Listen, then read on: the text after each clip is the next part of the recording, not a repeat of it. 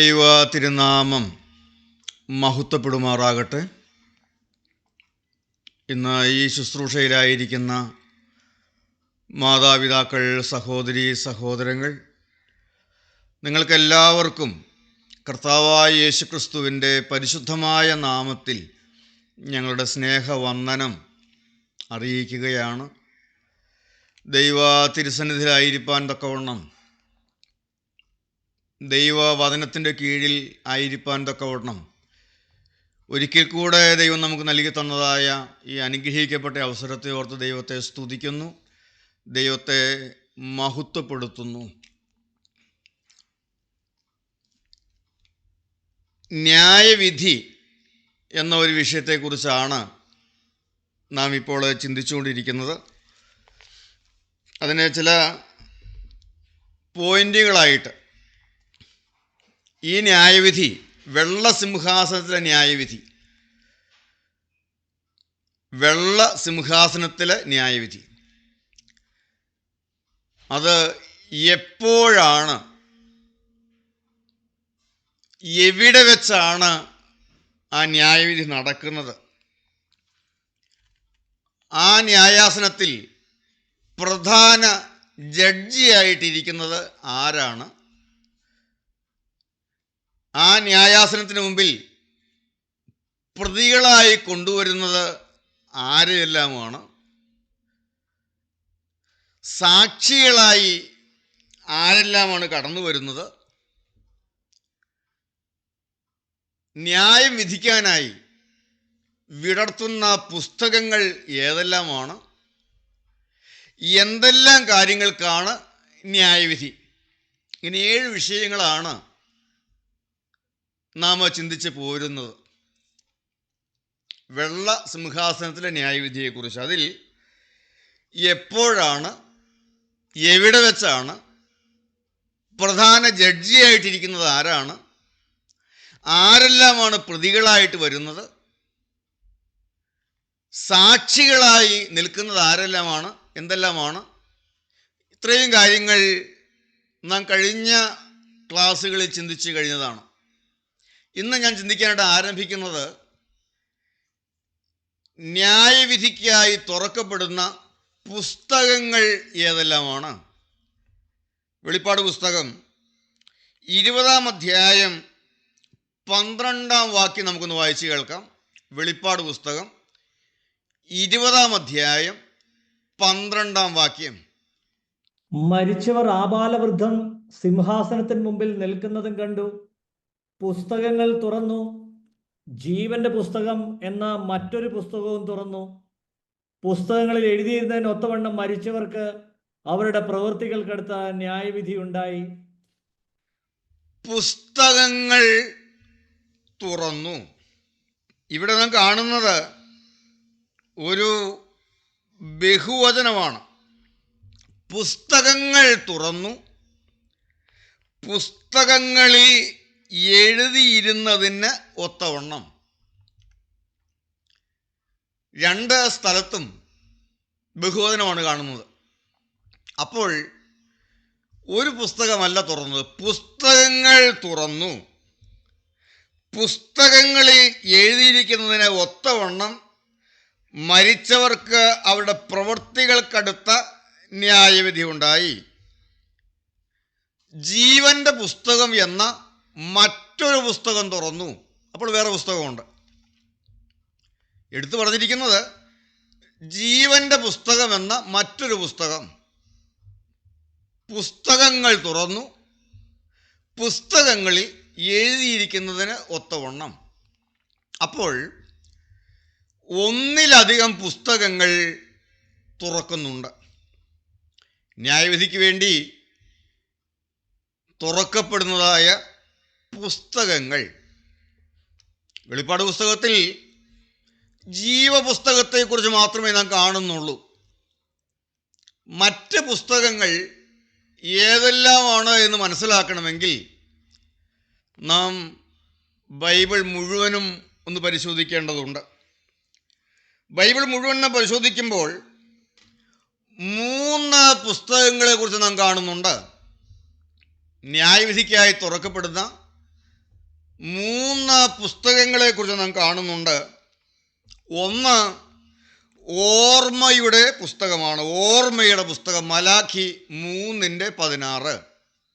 മലാഖി 3:16. യഹോവ ഭക്തന്മാർ അന്ന് തമ്മിൽ തമ്മിൽ സംസാരിച്ചു. യഹോവ ശ്രദ്ധ വെച്ചു കേട്ടു. യഹോവ ഭക്തന്മാർക്കും അവന്റെ നാമത്തെ സ്മരിക്കുന്നവർക്കും വേണ്ടി അവന്റെ സന്നിധിയിൽ ഒരു സ്മരണ പുസ്തകം എഴുതി വച്ചിരിക്കുന്നു. അവന്റെ സന്നിധിയിൽ ഒരു സ്മരണ പുസ്തകം എഴുതി വച്ചിരിക്കുന്നു. ആ സ്മരണ പുസ്തകത്തിനാണ് നാം ഓർമ്മയുടെ പുസ്തകം എന്ന് പേര് കൊടുത്തിരിക്കുന്നത്. തമ്മിൽ തമ്മിൽ സംസാരിച്ചതെല്ലാം എഴുതി വച്ചിരിക്കുന്നതായ ഒരു പുസ്തകം, സ്മരണ പുസ്തകം, ഓർമ്മയുടെ പുസ്തകം. രണ്ടാമത്തെ പുസ്തകം വെളിപ്പാട് 20 നാം കാണുന്നുണ്ട്, ജീവപുസ്തകം എന്ന മറ്റൊരു പുസ്തകം, ജീവപുസ്തകം. 3 ദൈവവചനമാണ്. ദൈവവചനമാണ് തുറക്കപ്പെടുന്ന മൂന്നാമത്തെ പുസ്തകം. നാം ഉപയോഗിക്കുന്നതായ ഈ ബൈബിൾ, ഈ ദൈവവചനം, അത് സ്വർഗത്തിൽ സ്ഥിരമായിരിക്കുന്ന ഒരു പുസ്തകമുണ്ട്. ഇവിടെ മനുഷ്യൻ പരിഭാഷപ്പെടുത്തുമ്പോൾ ചില വ്യത്യാസങ്ങളൊക്കെ വരുന്നുണ്ട്. പല പരിഭാഷകളിലും അല്പാൽപമായ വ്യത്യാസങ്ങളുണ്ട്. എന്നാൽ സ്വർഗത്തിൽ മാറ്റമില്ലാത്ത വചനം സ്ഥിരമായി സൂക്ഷിക്കപ്പെട്ടിരിക്കുന്നു. ദൈവവചനം തുറക്കും. യോഹന്നാൻ 12:48. യോഹന്നാൻ 12:48. എന്റെ വചനം കൈക്കൊള്ളാതെ എന്നെ തള്ളിക്കളയുന്നവനെ ന്യായം വിധിക്കുന്നവനുണ്ട്. ഞാൻ സംസാരിച്ച വചനം തന്നെ ഒടുക്കത്തെ നാളിൽ അവനെ ന്യായം വിധിക്കും. ഞാൻ സംസാരിച്ച വചനം തന്നെ ഒടുക്കത്തെ നാളിൽ അവനെ ന്യായം വിധിക്കും. റോമർ 2:16 കൂടെ. റോമർ 2:16. ദൈവ വചനപ്രകാരം ന്യായം വിധിക്കും. ദൈവം യേശുക്രിസ്തു മുഖാന്തരം മനുഷ്യരുടെ രഹസ്യങ്ങളെ എന്റെ സുവിശേഷപ്രകാരം ന്യായം വിധിക്കുന്ന നാളിൽ തന്നെ. സുവിശേഷപ്രകാരം, ദൈവവചനപ്രകാരം ന്യായം വിധിക്കും. ന്യായവിധിക്കായി തുറക്കപ്പെടുന്ന 3 പുസ്തകങ്ങൾ: ഓർമ്മയുടെ പുസ്തകം, ജീവപുസ്തകം, ദൈവവചനം. ഓരോന്നായിട്ട് ചുരുക്കമായി ഒന്ന് ചിന്തിക്കുവാൻ ആഗ്രഹിക്കുകയാണ്. ഒന്നാമത്തെ പുസ്തകം ഓർമ്മയുടെ പുസ്തകമാണ്, സ്മരണ പുസ്തകം. യഹോവ ഭക്തന്മാർക്കും അവൻ്റെ നാമത്തെ സ്മരിക്കുന്നവർക്കും വേണ്ടി അവൻ്റെ സന്നിധിയിൽ ഒരു സ്മരണ പുസ്തകം എഴുതി വച്ചിരിക്കുന്നു. യഹോവ ഭക്തന്മാർ തമ്മിൽ തമ്മിൽ സംസാരിക്കുന്നത്, എഴുതി വയ്ക്കുന്ന ഒരു പുസ്തകമുണ്ട്. എല്ലാം റെക്കോർഡ് ചെയ്ത് സൂക്ഷിക്കുന്നു. മത്തായിയുടെ സുവിശേഷം 12:36 നമുക്കൊന്ന് വായിക്കാം. മത്തായിയുടെ സുവിശേഷം 12:36. എന്നാൽ മനുഷ്യർ പറയുന്ന ഏത് നിസ്സാര വാക്കിനും ന്യായവിധി ദിവസത്തിൽ കണക്ക് ബോധിപ്പിക്കേണ്ടി വരും എന്ന് ഞാൻ നിങ്ങളോട് പറയുന്നു. മനുഷ്യർ പറയുന്ന ഏത് നിസ്സാര വാക്കിനും ന്യായവിധി ദിവസത്തിൽ കണക്ക് ബോധിപ്പിക്കേണ്ടി വരും. നിസ്സാരമായി നാം കാണരുത്. ഒരു മനുഷ്യൻ പറയുന്ന നിസ്സാര വാക്കുകൾക്ക് വരെ നാം കണക്ക് കൊടുക്കേണ്ടി വരും. ഒരു മനുഷ്യൻ ജനിക്കുന്ന കാലം മുതൽ മരിക്കുന്നത് വരെ സംസാരിക്കുന്നതായ വാക്കുകളെല്ലാം സ്വർഗം റെക്കോർഡ് ചെയ്ത് സൂക്ഷിക്കുന്നു എന്ന്. ഒരു കാലത്ത് ഇതെല്ലാം പറഞ്ഞാൽ മനസ്സിലാകുമോ? വിശ്വസിക്കാൻ പ്രയാസമായതായ കാര്യമാണ്. അതെല്ലാം എഴുതി വയ്ക്കുക എന്ന് പറഞ്ഞാൽ അത്ര വിശ്വസിക്കാൻ പ്രയാസമാണ്. പറയുന്ന വാക്കുകളെല്ലാം എഴുതി വയ്ക്കുക എന്ന് പറഞ്ഞാൽ ഓരോ ദിവസവും പറയുന്ന വാക്കുകളെല്ലാം ഒരു മനുഷ്യനാണോ? ലോകത്തുള്ള സകല മനുഷ്യരും, ആദാം മുതൽ സകല മനുഷ്യരും പറയുന്ന വാക്കുകളെല്ലാം എഴുതി വയ്ക്കുക അത്ര നടക്കുന്ന കാര്യമാണോ? സാധ്യமான കാര്യമാണോ? ചിന്തിച്ചിരുന്നതായ കാലമുണ്ട്. മനസ്സിലാക്കാൻ എത്ര ശ്രദ്ധിച്ചാലും എത്ര ചിന്തിച്ചാലും മനസ്സിലാകാത്തൊരു വിഷയമായി കിടന്ന കാലങ്ങൾ. എന്നാൽ ടേപ്പ് റെക്കോർഡറുകളും ഓഡിയോ കാസറ്റും ഒക്കെ കണ്ടുപിടിച്ചതായ കാലം അതല്പമൊക്കെ സാധിക്കുമെന്ന് മനുഷ്യൻ ചിന്തിച്ചു.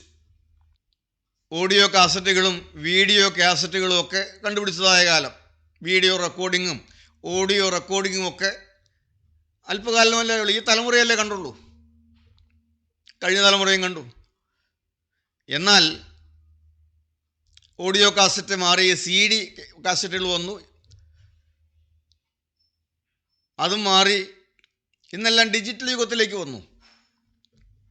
അപ്പോൾ നമുക്ക് ഏതാണ്ടൊക്കെ മനസ്സിലാകും, ഏതാണ്ടൊക്കെ നമുക്ക് മനസ്സിലാക്കാനായിട്ട് കഴിയും. കാരണം മനുഷ്യൻ പറയുന്നതായ കാര്യങ്ങളെല്ലാം റെക്കോർഡ് ചെയ്യാനും ഒക്കെ സാധിക്കും എന്നുള്ളതായ കാര്യങ്ങളിലേക്കൊക്കെ വന്നു. നമ്മൾ ഓർക്കണം, മനുഷ്യൻ്റെ അല്പബുദ്ധി സാങ്കേതിക രംഗത്ത് ഇത്രയും നേട്ടങ്ങളെല്ലാം കൈവരിച്ചു. ഇന്ന് മനുഷ്യൻ സാങ്കേതിക രംഗത്ത് കൈവരിച്ചിരിക്കുന്നതായ നേട്ടങ്ങൾ ഞാൻ കഴിഞ്ഞ ദിവസം പറഞ്ഞു. ജീവിച്ചിരിക്കുന്നതായ ശാസ്ത്രജ്ഞന്മാരിൽ ഒന്നാമനായി വിശേഷിപ്പിക്കുന്ന മിഷിയോ കാക്കു എന്നതായ ശാസ്ത്രജ്ഞൻ, അദ്ദേഹം പറഞ്ഞിരിക്കുന്നത് ഈ പ്രപഞ്ചത്തിലുള്ള കാര്യങ്ങൾ അതിൽ വെറും 4% മാത്രമേ മനുഷ്യന് അറിവുള്ളൂ എന്ന്. കേവലം 4-5% മാത്രം കാര്യങ്ങളെ മനുഷ്യൻ ഇന്ന് കേട്ടുകേഴ്വി പോലുമുള്ളൂ, അറിവുള്ളൂ എന്ന്. 95% കാര്യങ്ങൾ ഇന്ന് മനുഷ്യന് അജ്ഞമാണ്. എന്നാൽ സ്വർഗത്തിലെ ദൈവം എല്ലാം അറിയുന്നു, എല്ലാം കാണുന്നു. അവൻ്റെ സന്നിധിയിൽ എല്ലാം റെക്കോർഡ് ചെയ്തു വച്ചിരിക്കുന്നു. ഓരോരുത്തരെയും പേര് വിളിച്ച് സിംഹാസനത്തിന് മുമ്പിൽ കൊണ്ടുവരും. ഓരോരുത്തനും അവനവൻ്റെ പ്രവൃത്തികൾക്കടുത്ത ന്യായവിധി ഉണ്ടാകും. അവൻ ചെയ്തതായ കാര്യങ്ങളെല്ലാം അവൻ്റെ മുമ്പിൽ പ്രദർശിപ്പിക്കും. മനുഷ്യൻ പറയുന്നതായ വാക്കുകൾക്ക് ന്യായവിധിയുണ്ട്, മനുഷ്യൻ്റെ പ്രവൃത്തികൾക്ക് ന്യായവിധിയുണ്ട്, മനുഷ്യൻ്റെ രഹസ്യങ്ങൾക്ക് ന്യായവിധിയുണ്ട്. അതും തിരുവചനം പഠിപ്പിക്കുന്നതായ കാര്യങ്ങളാണ്. രഹസ്യങ്ങൾക്ക് ന്യായവിധിയുണ്ട്, പ്രവൃത്തികൾക്ക് ന്യായവിധിയുണ്ട്, വാക്കുകൾക്ക് ന്യായവിധിയുണ്ട്. വെളിപ്പാട് 20:13 നാം വായിച്ചു, പ്രവൃത്തികൾക്കടുത്ത ന്യായവിധി. മനുഷ്യൻ്റെ പ്രവൃത്തികൾക്കടുത്ത ന്യായവിധി. അവനവൻ്റെ മരിച്ചവർക്ക് അവരുടെ പ്രവൃത്തികൾക്കടുത്ത ന്യായവിധി ഉണ്ടായി. ഓരോരുത്തരും അവനവൻ്റെ പ്രവൃത്തികൾക്കടുത്ത വിധിയുണ്ടായി. വെളിപ്പാട് 20:13. മത്തായിയുടെ സുവിശേഷം 12-ാം അധ്യായം 16-ാം വാക്യത്തിൽ നാം വായിച്ചു, മനുഷ്യൻ്റെ മത്തായി 12:36 നാം വായിച്ചു, വാക്കുകൾക്ക്, മനുഷ്യൻ പറയുന്ന ഏത് നിസ്സാര വാക്കുകൾക്ക് ന്യായവിധിയുണ്ട്. റോമർ 2:12 നമുക്കൊന്ന് വായിക്കാം. റോമർക്ക് എഴുതിയ ലേഖനം 2-12 ദൈവം യേശുക്രിസ്തു മുഖാന്തരം മനുഷ്യരുടെ രഹസ്യങ്ങളെ എൻ്റെ സുവിശേഷ പ്രകാരം ന്യായം വിധിക്കുന്ന നാളിൽ തന്നെ ദൈവം യേശുക്രിസ്തു മുഖാന്തരം മനുഷ്യരുടെ രഹസ്യങ്ങളെ എൻ്റെ സുവിശേഷ പ്രകാരം ന്യായം വിധിക്കുന്ന നാളിൽ തന്നെ. രഹസ്യങ്ങൾക്ക് ന്യായവിധിയുണ്ട്. വാക്കുകൾക്കും പ്രവൃത്തികൾക്കും രഹസ്യങ്ങൾക്കും ന്യായവിധിയുണ്ട്. അന്ന് കൊമ്പ് സംസാരിക്കുന്നത് പോലെ അങ്ങനെയാണ് നാം ദാനിയേൽ പ്രവാചകന്റെ പുസ്തകത്തിൽ വായിക്കുന്നത്. ഉച്ചത്തിൽ മനുഷ്യൻ്റെ രഹസ്യങ്ങളെല്ലാം വിളിച്ചു പറയും. എല്ലാവരും കേൾക്കെ ഇതെല്ലാം പ്രദർശിപ്പിക്കും. മനുഷ്യന് ഒന്നും പറയാൻ നിവൃത്തിയില്ലാതെ വണ്ണം അവൻ്റെ വാക്ക് മുട്ടിപ്പോയി എന്ന് തിരുവനന്തപുരം വായിക്കുന്നുണ്ട്. എല്ലാം അവിടെ പ്രദർശിപ്പിക്കപ്പെടും. എല്ലാ രഹസ്യങ്ങളും, എല്ലാ വാക്കുകളും, എല്ലാ പ്രവൃത്തികളും സ്വർഗം രേഖപ്പെടുത്തിയിരിക്കുന്നു. അവൻ്റെ സന്നിധിയിൽ ഒരു സ്മരണയുടെ പുസ്തകം എഴുതി വച്ചിരിക്കുന്നു. ദൈവം എല്ലാത്തിനും ന്യായവിധി തരും. ഓർമ്മയുടെ പുസ്തകം. നമുക്കറിയാം, നമ്മളുടെ മൊബൈലിൽ നാം ഫോട്ടോസ് സൂക്ഷിക്കാറുണ്ട്, വീഡിയോസ് സൂക്ഷിക്കാറുണ്ട്, ഓഡിയോകൾ സൂക്ഷിക്കാറുണ്ട്, ഇല്ലേ? എന്നാൽ നമുക്ക് വേണമെങ്കിൽ അത് ഡിലീറ്റ് ചെയ്ത് കളയാം. നമ്മൾ ആ ഫയൽ ഓപ്പൺ ചെയ്ത് അത് സെലക്ട് ചെയ്ത്, ഇപ്പോൾ നമ്മൾ മൊബൈലിലെ സ്പേസ് തീരുമ്പോൾ നാം എന്താണ് ചെയ്യുന്നത്? അതിൻ്റെ മെമ്മറിയിൽ നിന്ന് പോയിട്ട് ആ ഫയൽ ഓപ്പൺ ചെയ്ത് ഓരോന്നും സെലക്ട് ചെയ്ത് ഏതൊക്കെയാണ് നമുക്ക് വേണ്ടാത്തത്, ആവശ്യമില്ലാത്ത ഏതെല്ലാമാണ്, അതെല്ലാം നാം ഓരോന്ന് സെലക്ട് ചെയ്ത് നാം നോക്കി ചെക്ക് ചെയ്ത് അത് നാം ഡിലീറ്റ് ചെയ്ത് കളയുന്നു. നമ്മുടെ മെമ്മറി കാർഡിൽ നിന്ന് അല്ലെങ്കിൽ മൊബൈലിൽ നിന്ന്, മെമ്മറിയിൽ നിന്ന് അത് ഡിലീറ്റായി പോകുന്നു, അതങ്ങ് പോകുന്നു. ഞാൻ പറയട്ടെ, അതുപോലെ തന്നെ നമ്മുടെ ജീവിതത്തിൽ ഒരനുഭവം കിട്ടുക, ദൈവസന്നിധിയിൽ ദൈവവചനത്തിന് മുമ്പിൽ നമുക്ക് ലഭിക്കുന്നത് അതാണ്. എൻ്റെ ജീവിതത്തിലേക്ക് നോക്കി, നമ്മുടെ ഓരോരുത്തരുടെയും ജീവിതത്തിലേക്ക് നോക്കി ഏതെല്ലാം കാര്യങ്ങളാണ് വേണ്ടാത്തതായി കിടക്കുന്നത്, ഏതെല്ലാം കാര്യങ്ങളാണ് കൊള്ളരുതാത്തത്, അരുതാത്തത്, എനിക്ക് ആവശ്യമില്ലാത്തത്, എനിക്ക് ദൈവം അനുവദിച്ചിട്ടില്ലാത്തത്, എന്തെല്ലാം എൻ്റെ ജീവിതത്തിൽ കിടക്കുന്നുണ്ട്, എൻ്റെ ജീവിതത്തിൽ വന്നുപോയിട്ടുണ്ട്. ഓരോന്നും കണ്ടുപിടിച്ച് അത് ഏറ്റുപറഞ്ഞ് ഉപേക്ഷിച്ച് എന്നേക്കുമായി നീക്കിക്കളയാനുള്ളതായ അവസരങ്ങളാണ് ഈ കൃപായുഗത്തിൽ ദൈവം നമുക്ക് നൽകി തന്നിരിക്കുന്നത്. യോഹന്നാൻ സുവിശേഷം 14-26 നമുക്കൊന്ന് വായിക്കാം. നമ്മുടെ ജീവിതത്തിൽ എങ്ങനെയാണ് വെളിപ്പെട്ട് കിട്ടുന്നത്? ഈ എന്തെല്ലാമാണ് ആവശ്യമില്ലാത്ത കിടക്കുന്നത്, അത് എങ്ങനെയാണ് വെളിപ്പെട്ട് കിട്ടുന്നത്? യോഹന്നാൻ സുവിശേഷം 14-26 എങ്കിലും പിതാവ് എൻ്റെ നാമത്തിൽ അയപ്പാനുള്ള പരിശുദ്ധാത്മാവെന്ന കാര്യസ്ഥൻ നിങ്ങൾക്ക് സകലവും ഉപദേശിച്ചു തരികയും ഞാൻ നിങ്ങളോട് പറഞ്ഞതൊക്കെയും നിങ്ങളെ ഓർമ്മപ്പെടുത്തുകയും ചെയ്യും.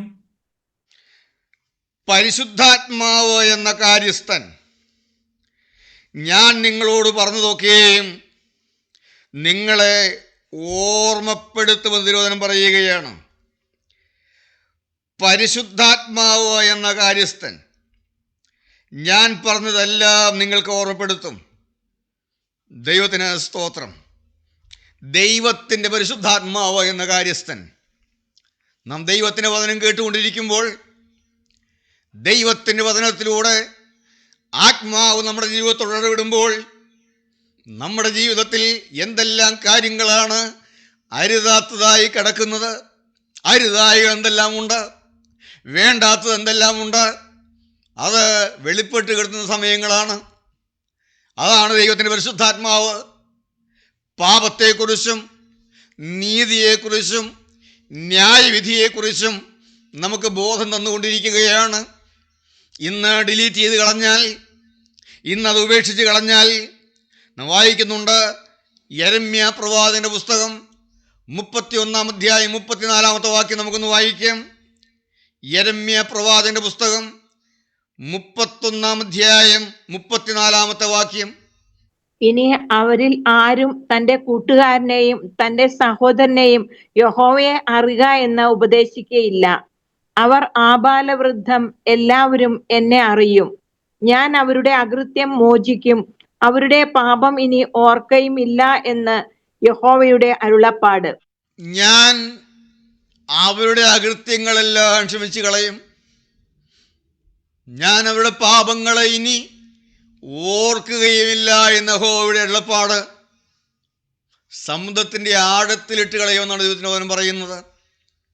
ഞാൻ പറയട്ടെ, ഇന്ന് ദൈവത്തിൻ്റെ ആത്മാവ് നമ്മോട് ഇടപെട്ട് നമ്മുടെ മുമ്പിൽ പാപബോധം നൽകുമ്പോൾ നാം അതങ്ങ് ഉപേക്ഷിച്ച് കളഞ്ഞാൽ, ഏറ്റുപറഞ്ഞ് ഉപേക്ഷിച്ച് കളഞ്ഞാൽ, അന്ന് അവിടെ അത് പ്രദർശിപ്പിക്കപ്പെടുകയില്ല.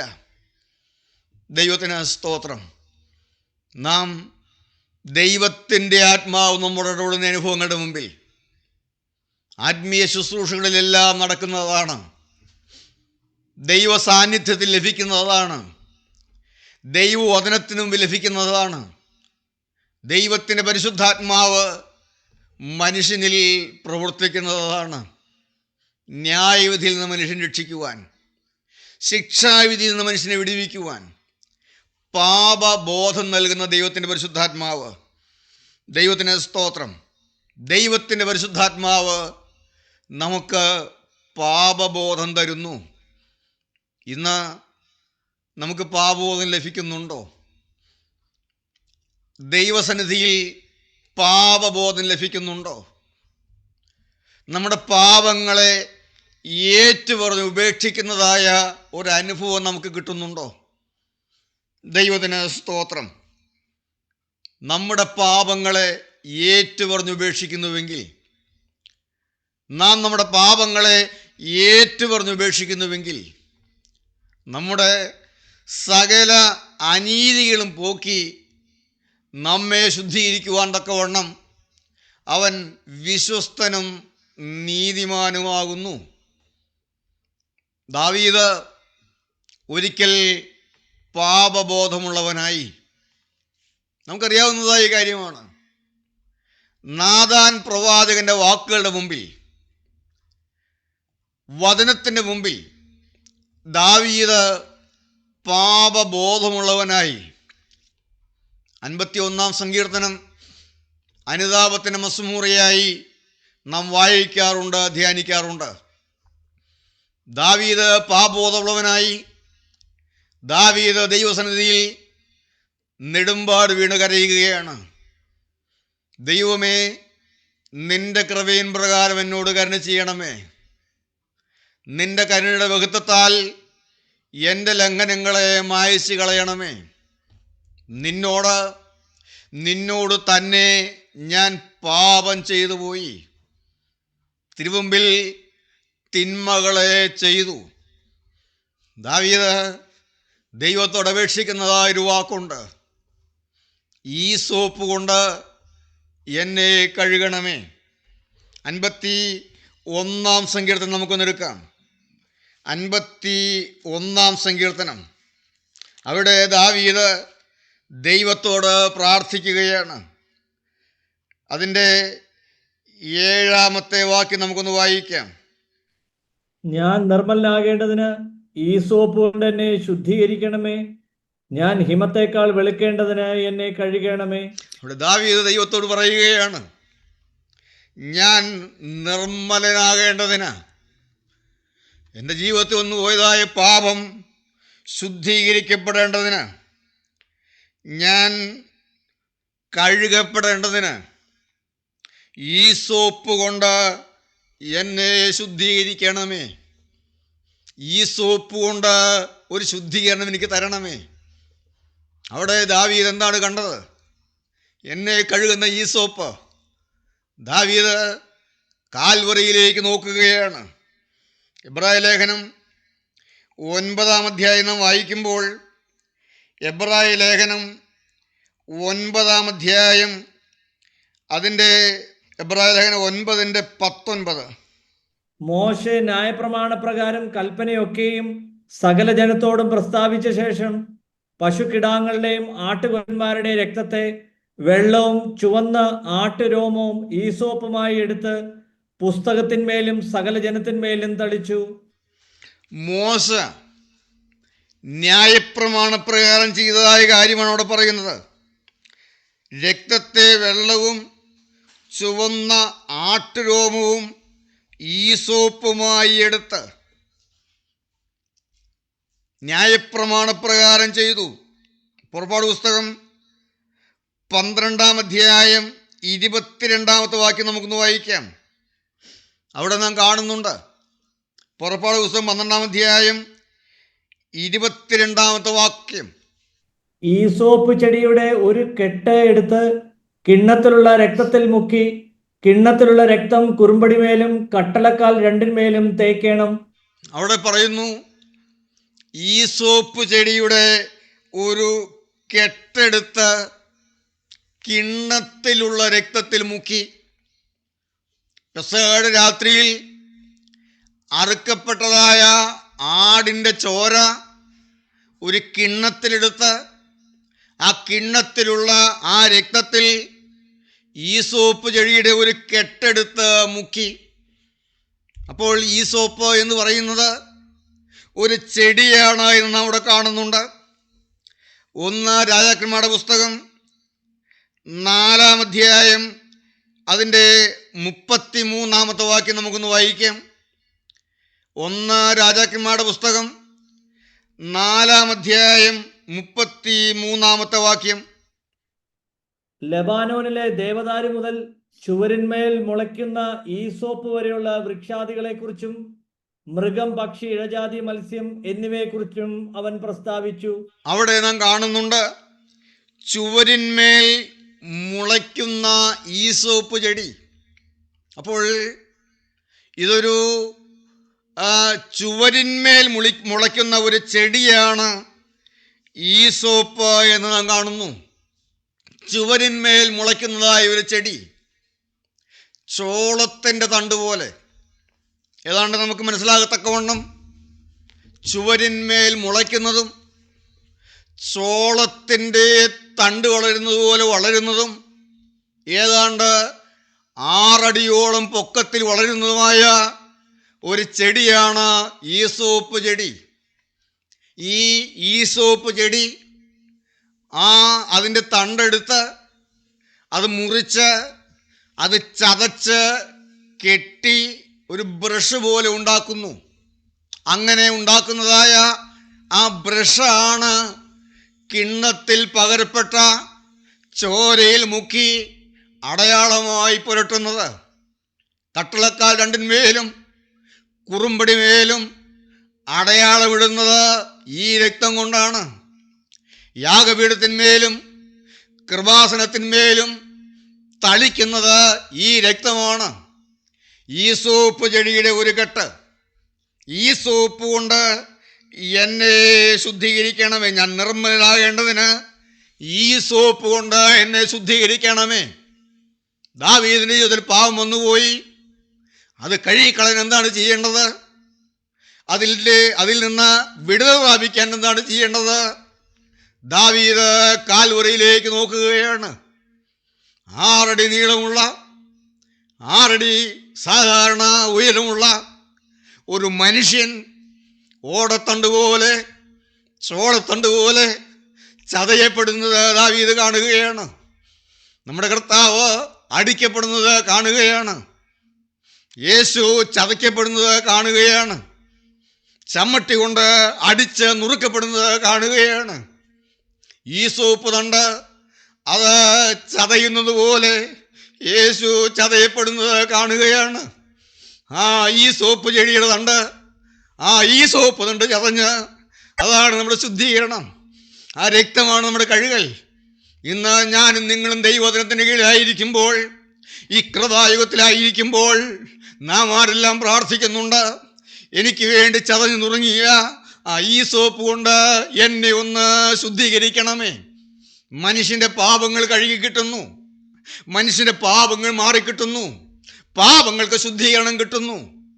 ദൈവത്തിന് സ്തോത്രം. നമ്മുടെ പാപങ്ങൾ ഇന്ന് നാം ഏറ്റുപറഞ്ഞ് ഉപേക്ഷിച്ച് നാം ശുദ്ധീകരണം പ്രാപിച്ചാൽ അന്ന് ന്യായാസനത്തിന് മുമ്പാകെ വെളിപ്പെടുകയില്ല. നമ്മുടെ പാപങ്ങൾക്ക് ഇനി ശിക്ഷയുണ്ടാവുകയില്ല. ദൈവത്തിന് സ്തോത്രം. സങ്കീർത്തനങ്ങൾ 56-ാം സങ്കീർത്തനം 8-ാമത്തെ വാക്യം നമുക്കൊന്ന് വായിക്കാം. 56-ാം സങ്കീർത്തനം 8-ാമത്തെ വാക്യം. ദൈവത്തിൻ്റെ പുസ്തകത്തിൽ എന്തെല്ലാം എഴുതി വച്ചിട്ടുണ്ട്? മനുഷ്യൻ്റെ പ്രവൃത്തികൾ, മനുഷ്യൻ്റെ വാക്കുകൾ, മനുഷ്യൻ്റെ രഹസ്യങ്ങൾ. വീണ്ടും എന്തെല്ലാമാണ്? 56-8. നീ എൻ്റെ ഉൾച്ചകളെ എണ്ണുന്നു, എൻ്റെ കണ്ണുനീർ നിന്റെ തുരുത്തിയിലാക്കി വെക്കണമേ, അത് നിന്റെ പുസ്തകത്തിൽ ഇല്ലയോ? അവിടെ പുസ്തകത്തിൽ എന്തെല്ലാം ഉണ്ട്? ഈ സ്മരണ പുസ്തകത്തിൽ എന്തെല്ലാം എഴുതി വച്ചിട്ടുണ്ട്? നമ്മുടെ പ്രവൃത്തികൾ എഴുതി വച്ചിട്ടുണ്ട്, രഹസ്യങ്ങളെല്ലാം എഴുതി വച്ചിട്ടുണ്ട്, വാക്കുകളെല്ലാം എഴുതി വച്ചിട്ടുണ്ട്, നമ്മുടെ ഉഴൽച്ചകളും അതിലെഴുതി വയ്ക്കുന്നുണ്ട്. ആ സ്മരണ പുസ്തകത്തിൽ നമ്മുടെ ഉഴൽച്ചകൾ എണ്ണി വയ്ക്കുന്നു. നമ്മുടെ കണ്ണുനീര്, ദൈവസന്നിധിയിൽ വീഴ്ത്തുന്നതായ കണ്ണുനീരിൻ്റെ അളവുകൾ അവിടെ എഴുതി വച്ചിരിക്കുന്നു, രേഖപ്പെടുത്തിയിരിക്കുന്നു, തുരുത്തിയാക്കി വച്ചിരിക്കുന്നു. ഞാനും നിങ്ങളും ഉഴലെന്ന ഉഴൽച്ചകൾ രേഖപ്പെടുത്തി വച്ചിരിക്കുന്നു, വലയുന്ന വലച്ചലുകൾ രേഖപ്പെടുത്തി വച്ചിരിക്കുന്നു, നാം തളരുന്ന നമ്മുടെ തളർച്ചകൾ രേഖപ്പെടുത്തി വച്ചിരിക്കുന്നു, ഉഴൽച്ചകളെ അവൻ എഴുതി വച്ചിരിക്കുന്നു. ദൈവസന്നിധിയിൽ വീഴുന്നതായ കണ്ണുനീരുകൾ അവിടെ എഴുതപ്പെട്ടിരിക്കുകയാണ്. ഉഴൽച്ചകൾ അതെല്ലാം നിന്റെ പുസ്തകത്തിൽ എഴുതി വച്ചിരിക്കുന്നു. എബ്രായ ലേഖനം 6-ാം അധ്യായം 10-ാമത്തെ വാക്യം. എന്തെല്ലാമാണ് സ്മരണ പുസ്തകത്തിലുള്ളത്? ഓർമ്മയുടെ പുസ്തകത്തിൽ എന്തെല്ലാം ഉണ്ട്? എബ്രായർ 6:10. ദൈവം നിങ്ങളുടെ പ്രവൃത്തിയും വിശുദ്ധന്മാരെ ശുശ്രൂഷിച്ചതിനാലും ശുശ്രൂഷിക്കുന്നതിനാലും തന്റെ നാമത്തോട് കാണിച്ച സ്നേഹവും മറന്നുകളവാൻ തക്കവണ്ണം അനീതിയുള്ളവനല്ല. ദൈവവേലയ്ക്ക് വേണ്ടി ചെയ്തത് എല്ലാം അവിടെ എഴുതി വച്ചിരിക്കുന്നു. സ്വന്തക്കാര് മറന്നുപോയേക്കാം, കൂട്ടായ്മക്കാര് മറന്നുപോയേക്കാം, അതൊക്കെ മാറ്റിക്കളഞ്ഞേക്കാം. എന്നാൽ ദൈവത്തിൻ്റെ സന്നിധിയിൽ ഒരു സ്മരണയുടെ പുസ്തകമുണ്ട്. നാം ദൈവവേലയ്ക്ക് വേണ്ടി ചെയ്തതും ചെയ്യാത്തതും അതിൽ എഴുതി വച്ചിട്ടുണ്ട്. നിസ്സാരമായി കാണരുത്. ചെയ്യാൻ അവസരങ്ങൾ ലഭിച്ചു, സുവിശേഷ വേല ചെയ്യാൻ അവസരങ്ങൾ ലഭിച്ചു. നാം ചെയ്തതും നാം ചെയ്യാത്തതും അതിൽ എഴുതി വച്ചിട്ടുണ്ട്. ദൈവത്തിന് സ്തോത്രം, ദൈവത്തിന് മഹത്വം. ഭയപ്പെടണമെന്നാണ് ഞാൻ പറയുന്നത്. സുവിശേഷ വേല ചെയ്യാൻ കിട്ടുന്നതായ അവസരങ്ങൾ നിസ്സാരമാക്കി കളഞ്ഞത്, അവഗണിച്ച് കളഞ്ഞത്, ചെയ്യാത്തതും അവിടെ എഴുതി വച്ചിട്ടുണ്ട്. ദൈവത്തിന് സ്തോത്രം. വെളിപ്പാട് പുസ്തകം 19-ാം അധ്യായം 8-ാം വാക്യം നമുക്കൊന്ന് വായിക്കാം. വെളിപ്പാട് 19:8-14. അവൾക്ക് ശുഭവും ശുഭ്രവുമായ വിശേഷ വസ്ത്രം ധരിപ്പാൻ കൃപ ലഭിച്ചിരിക്കുന്നു. ആ വിശേഷ വസ്ത്രം വിശുദ്ധന്മാരുടെ നീതി പ്രവൃത്തികൾ തന്നെ. വിശുദ്ധന്മാരുടെ നീതി പ്രവൃത്തികളാണ് വിശേഷ വസ്ത്രം. കുഞ്ഞാടിൻ്റെ കല്യാണ നാളിനെ കുറിച്ചാണ് പറയുന്നത്. മധ്യാകാശത്ത് മണിപ്പന്തലിടും, കുഞ്ഞാടിൻ്റെ കല്യാണം നടക്കും, മണവാട്ടി സഭയുടെ വേളി നടക്കും. അന്ന് മണവാട്ടി സഭയ്ക്ക് അവൾക്ക് ശുദ്ധവും ശുഭ്രവുമായ വിശേഷ വസ്ത്രം ലഭിപ്പാൻ കൃപ ലഭിക്കും. എന്താണ് ഈ വിശേഷ വസ്ത്രം? നീതി പ്രവൃത്തികളാണ് എന്ന്. നീതി പ്രവൃത്തികളാണ് ഈ വിശേഷ വസ്ത്രം. അതിന്റെ 14-ാമത്തെ വാക്യം. സ്വർഗത്തിലെ സൈന്യം നിർമ്മലവും ശുഭ്രവുമായ വിശേഷ വസ്ത്രം ധരിച്ച് വെള്ള കുതിരപ്പുറത്ത് കയറി അവനെ അനുഗമിച്ചു. അപ്പോൾ സ്വർഗത്തിലെ വെള്ള കുതിരപ്പുറത്ത് കയറി വിശേഷ വസ്ത്രം ധരിച്ചവരാണ് അനുഗമിക്കുന്നത്. എന്താണ് ഈ വിശേഷ വസ്ത്രം എന്ന് പറയുന്നത്? വെളിപ്പാട് 19:8 നാം വായിച്ചു, ശുദ്ധവും ശുഭ്രവുമായ വിശേഷ വസ്ത്രം. ആ വിശേഷ വസ്ത്രം വിശുദ്ധന്മാരുടെ നീതി പ്രവൃത്തികൾ തന്നെ. എബ്രായ ലേഖനം 13-ാം അധ്യായം 1 മുതൽ 3 വരെയുള്ളതായ വാക്യങ്ങൾ. എബ്രായർ 13-ന്റെ 1 മുതൽ 3 വരെ. വിശേഷ വസ്ത്രം, നീതി പ്രവൃത്തികൾ, നന്മ പ്രവൃത്തികൾ. സഹോദരപ്രീതി നിലനിൽക്കട്ടെ. അതിഥി സൽക്കാരം മറക്കരുത്. അതിനാൽ ചിലർ അറിയാതെ ദൈവദൂതന്മാരെ സൽക്കരിച്ചിട്ടുണ്ടല്ലോ. നിങ്ങളും തടവുകാർ എന്ന പോലെ തടവുകാരെയും, നിങ്ങളും ശരീരത്തിൽ ഇരിക്കുന്നവരാകയാൽ കഷ്ടം അനുഭവിക്കുന്നവരെയും ഓർത്തുകൊള്ളുവിൻ. നിങ്ങളും ശരീരത്തിലിരിക്കുന്നവരാകയാൽ കഷ്ടമനുഭവിക്കുന്നവരെയും ഓർത്തുകൊള്ളുവിൻ. ഗലാത്യർ 6-9 വാക്യങ്ങൾ. ഗലാത്യർ 6-9 വാക്യങ്ങൾ. നന്മ ചെയ്യുകയിൽ നാം മടുത്തു പോകരുത്. തളർന്നു പോകാഞ്ഞാൽ തക്ക സമയത്ത് നാം കൊയ്യും. ആകയാൽ അവസരം കിട്ടും പോലെ നാം എല്ലാവർക്കും, വിശേഷാൽ സഹവിശ്വാസികൾക്കും നന്മ ചെയ്യുക. അവസരം കിട്ടും പോലെ നാം എല്ലാവർക്കും, വിശേഷാൽ സഹവിശ്വാസികൾക്കും സഹായം ചെയ്യുക എന്ന്. നന്മ പ്രവൃത്തികൾ, വിശുദ്ധന്മാരുടെ നന്മ പ്രവൃത്തികൾ. നാം വിശുദ്ധന്മാരാകാതെ ചെയ്യുന്നതായ നന്മ പ്രവൃത്തികൾ അത് വിശേഷ വസ്ത്രമല്ല. അതിന് കൊടുത്തിരിക്കുന്ന പേരെന്താണ്? നാം ദൈവസന്നിധിയിൽ വിശുദ്ധന്മാരാകാതെ ചെയ്യുന്നതായ നന്മ പ്രവൃത്തികൾ, ഒരു വിശുദ്ധനായി മാറാതെ രക്ഷിക്കപ്പെടാതെ ചെയ്യുന്നതായ നന്മ പ്രവൃത്തികൾ ദൈവസന്നിധിയിൽ വരുമ്പോൾ എന്താണ് അറിയപ്പെടുന്നത്? പറയാമോ? കറ പുരണ്ട തുണി പോലെ. എന്നാൽ ഒരു വിശുദ്ധൻ നന്മ പ്രവൃത്തി ചെയ്യുമ്പോൾ അതെന്തായിട്ട് അറിയപ്പെടുന്നത്? അവൻ ധരിക്കുന്ന ശുഭ്രവും ശുദ്ധവുമായ വിശേഷ വസ്ത്രം. സമയം കടന്നുപോലെ നിർത്തുകയാണ്. ദൈവത്തിന് സ്തോത്രം.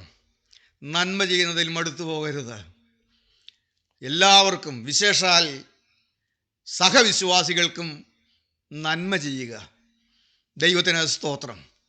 ദൈവമക്കൾ, ഇതെല്ലാം ദൈവത്തിൻ്റെ പുസ്തകത്തിൽ എഴുതി വച്ചിരിക്കുന്നു. നാം പണം ചെലവഴിക്കുന്നതെല്ലാം ദൈവം കൃപ തരുന്നെങ്കിൽ നമുക്ക് വരുന്ന ആഴ്ചയിൽ ചിന്തിക്കാം.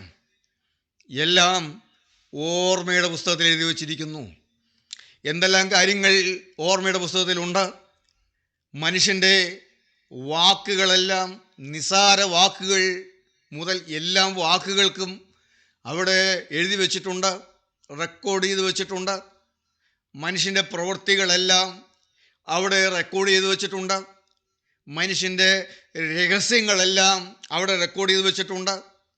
നമ്മുടെ ഉഴൽച്ചകളെല്ലാം അവിടെ ഉണ്ട്. നമ്മുടെ കണ്ണുനീരെല്ലാം അവിടെയുണ്ട്. നാം സുവിശേഷ വേലയ്ക്ക് വേണ്ടി ചെയ്തതും ചെയ്യാത്തതുമായ കാര്യങ്ങളെല്ലാം അവിടെ രേഖപ്പെടുത്തി വച്ചിട്ടുണ്ട്. നമ്മുടെ നന്മ പ്രവൃത്തികളെല്ലാം അവിടെയുണ്ട്. ദൈവത്തിന് സ്തോത്രം. ഈ അവസരം നാം ഈ വചനമെല്ലാം കേൾക്കുന്നത് നാം ഈ കാര്യങ്ങളെക്കുറിച്ച് അറിയാൻ വേണ്ടി മാത്രമല്ല, അറിയണം. കേട്ടാലല്ലേ അറിയാവൂ. ദൈവത്തിൻ്റെ വചനം ഇത് പഠിച്ചാലല്ലേ മനസ്സിലാകൂ. ഇത് പഠിക്കാൻ വേണ്ടിയല്ലേ ദൈവം നമുക്ക് തന്നിട്ടുള്ളത്. ഇതെല്ലാം അറിയാൻ വേണ്ടിയല്ലേ ഇത് തന്നിട്ടുള്ളത്. ദൈവത്തിന് സ്തോത്രം. ദൈവമക്കളെ, നാം ഇതെല്ലാം മനസ്സിലാക്കണം. നാം ഇതെല്ലാം അറിയണം. ഒരു മരണമുണ്ട്, ഒരു സ്വർഗമുണ്ട്, ഒരു നരകമുണ്ട്. യേശു ഇന്ന് രക്ഷകനാണ്. നാം അത്യാവശ്യം അറിയണം. എന്നാൽ ഈ കാര്യങ്ങൾ കൂടെ നാം അറിയണം. ദൈവത്തിന് സ്തോത്രം. ഈ കാര്യങ്ങളോട് നാം മനസ്സിലാക്കണം. എന്തിനു വേണ്ടിയാണ്? എന്തെങ്കിലും ഒരല്പം നന്മ ചെയ്യുവാൻ, അന്ന് ലജ്ജിച്ച് തലതാഴ്ത്താതിരിക്കുവാൻ. ന്യായാധിപതേ, അങ്ങേക്ക് അനിശം ചേർത്ത കടത്താൽ എൻ തല താഴ്ത്തരുതേ വിധിഗേഹേ.